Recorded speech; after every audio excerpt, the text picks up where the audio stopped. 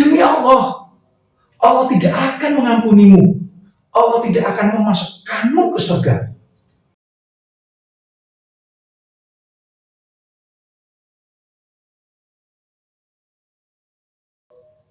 Assalamualaikum warahmatullahi wabarakatuh. Salam jumpa teman-teman sekalian. Sebuah kisah Islami yang pernah diceritakan oleh Rasulullah kepada para sahabat sampai kepada tabi'in sampai kepada tabi'in sampai pada ulama, dari mulut ke mulut diceritakan sampai dituliskan, didokumentasikan sampai sekarang, sampai kepada kita semua. Dan hari ini saya share, dan ini dalam sebuah hadis Rasulullah SAW tentang kisah dua orang saudara dari Bani Israel, yang satu ahli ibadah, yang satu ahli maksiat atau suka berbuat dosa. Tetapi yang ahli ibadah ini justru masuk neraka, sementara si pendosa atau yang berbuat maksiat ini masuk surga. Loh, kok bisa seperti itu ya? Nah, ini kisahnya.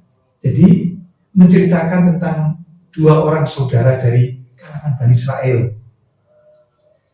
Yang satu ini tidak henti-hentinya berbuat maksiat, tidak henti-hentinya berbuat dosa, sehingga sebagai saudara menegur, menasihati, berhentilah berbuat dosa, berhentilah.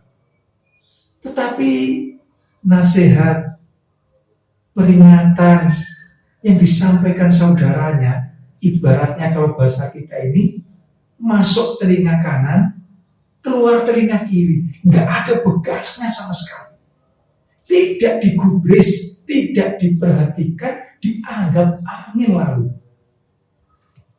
Setiap hari selalu melakukan dosa, selalu berbuat maksiat. Ditegur lagi oleh saudaranya, diingat lagi, berhentilah.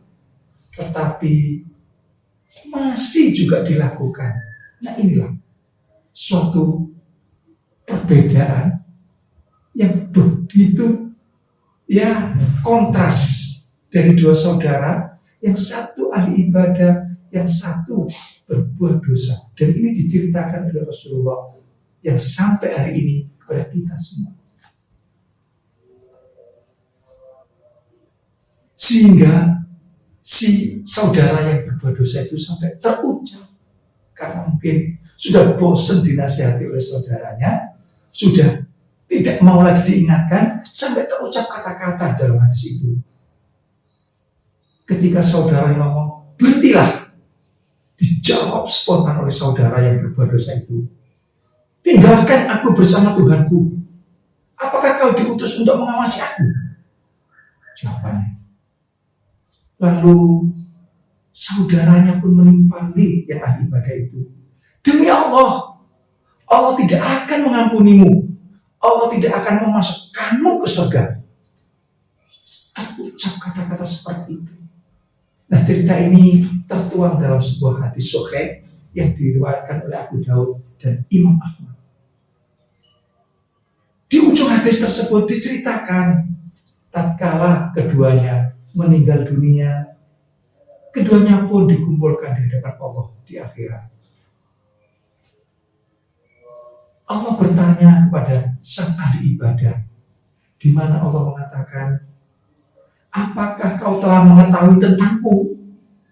Apakah kau sudah memiliki kemampuan atas apa yang ada dalam genggamanku? Kata Allah kepada si ahli ibadah. Drama kehidupan di akhirat pun berlanjut dan sangat mengejutkan. Pergi dan masuklah ke surga dengan rahmatku, kata Allah kepada si pendosa. Pergi dan masuklah ke surga dengan rahmatku, bukan lain. Dan ini disampaikan Allah kepada si pendosa, bukan kepada ahli ibadah.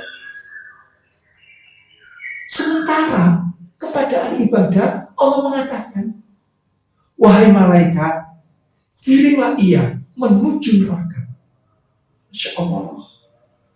Kirimlah ia menuju neraka. Dan kata-kata ini diucapkan Allah kepada si ahli ibadah. Kok bisa seperti itu? Apa yang bisa kita ambil dari cerita Rasulullah ini? Dari sini menunjukkan bahwa kita sebagai manusia jangan merasa paling benar. Karena sesungguhnya seluruh hak prerogatif itu adalah milik Allah. Apalagi bersumpah demi Allah, Allah tidak akan mengampunimu. Memangnya kita ini siapa seperti itu? Itu adalah kesombongan.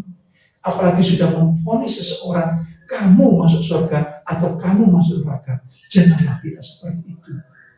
Karena surga dan neraka adalah hak prerogatif, hak mutlak, absolut dari Allah Subhanahu wa Ta'ala. Sebagaimana kalau kita belajar, sebagaimana kita dengar dari para penceramah, para kiai, para ustadz yang kita baca buku-buku di literatur, banyak sumber-sumber mengatakan bahwa masuk surga bukan karena amal perbuatanmu, tapi masuk surga adalah rahmat dari Allah Subhanahu wa Ta'ala. Terserah Allah, apakah kita akan dimasukkan surga ataukah kita akan dimasukkan neraka. Begitu juga hak mutlak Allah, absolut. Allah menghendaki seseorang masuk surga atau masuk neraka.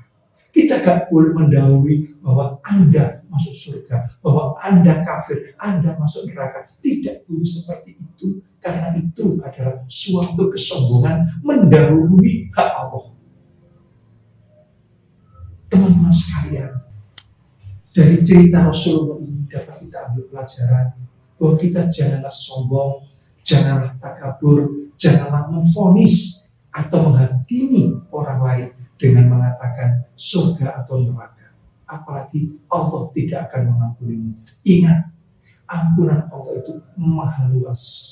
Walaupun dosa kita sebesar bumi, sedalam lautan, seluas angkasa, tapi ampunan Allah lebih luas dan lebih besar. Inilah sebuah kisah inspirasi Islami yang bisa kita petik bersama. Semoga membuka kita untuk senantiasa beristighfar, mohon ampun kepada Allah. Ingat, sifat sombong adalah sifat iblis. Sedikit saja kesombongan, kita tidak akan bisa mencium wanginya surga. Yang dalam suatu hadis itu, bau harumnya saja bisa tercium 40 tahun perjalanan. Na'udzubillah. Semoga sharing informasi hari ini teman-teman bisa membawa manfaat dan kebaikan bagi kita semua. Mohon maaf kalau ada salah dan kurangnya. Assalamualaikum warahmatullahi wabarakatuh.